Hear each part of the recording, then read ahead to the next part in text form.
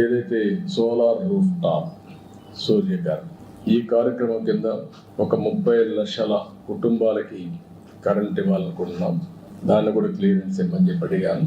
ఇది demand driven programme కాబట్టి మీరు ఎంత చేసి అంత ఇస్తామని చెప్పారు. దాని ప్రకారం మ్యాక్సిమం వెళ్తున్నాం.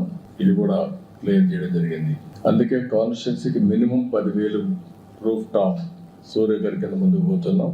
ఇది కూడా వార్ ఫుటింగ్లో ఎస్పెషల్లీ వీకర్ సెక్షన్స్కి ఎస్సీ ఎస్టీ ఫ్రీగా ఇస్తాం. గవర్నమెంట్ ఆఫ్ ఇండియా ఇచ్చేదే కాకుండా బీసీలకు అదనంగా ఒక 20,000 రూపాయలు అదనంగా ఇస్తాం. దీన్ని పెద్ద ఎత్తున టేకప్ చేస్తాం. ఇంకొక పక్కన సబ్ స్టేషన్ ఫీడర్ లెవెల్లో కుసుమ్ కింద 2,000 మెగావాట్లు ఉత్పత్తి చేయడానికి అనుమతించారు. అది కూడా శాంక్షన్ చేశారు. దాన్ని కూడా తీసుకొని ముందుకు పోతాం. దీంతో ఆంధ్రప్రదేశ్ గ్రీన్ ఎనర్జీ హబ్గా తయారవుతుంది. రాయలసీమలో అడ్వాంటేజ్ ఉంది. ఒక పక్క సోలార్ ఎనర్జీ, ఇంకొక పక్కన ఏదైతే విండ్ ఎనర్జీ, మూడోది పంప్డ్ ఎనర్జీ. ఈ మూడు కలిపి బ్యాటరీ కూడా పెట్టుకోగలిగితే 24/7 పవర్ వచ్చే పరిస్థితి వస్తుంది.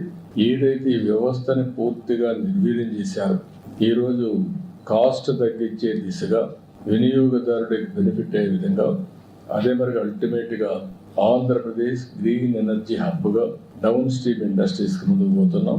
రాయలసీమ అయితే గ్రీన్ ఎనర్జీ ఉత్పత్తి చేయడానికి వస్తుంది.